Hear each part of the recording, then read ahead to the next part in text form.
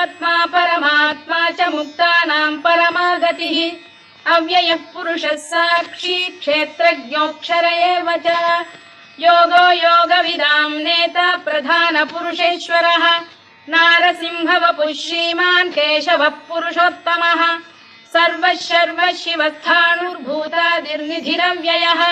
सम्भवो भावनो भर्ता प्रभवः प्रभुरीश्वरः स्वयंभूः शम्भुरादित्यः पुष्कराक्षो महास्वनः